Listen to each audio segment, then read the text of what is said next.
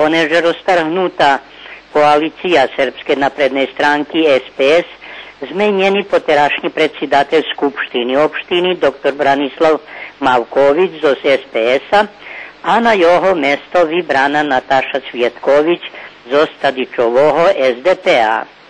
Poterašnji zamenik predsjedatelja opštini Srđan Malešević dal zadzekovanje, Voninčak nedavno z DSS-a prešao do Srpske napredne stranke, no i to nje pomoglo, a na jeho mesto vybrani Željko Brestovački iz Ostadičovoho SDP-a.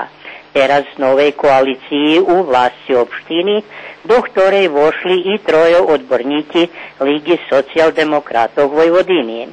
Premenjeni i trome členi opštinske radi, veci direktore i predsjedatelje nadpatrujúcich odborov javnih podprijemstvoh, a za novoho predsjedatelja nadpatrujúceho odbora Zavoda za urbanizam namenovani Darko Bobalj, profesor geografiji z Ozbitiću.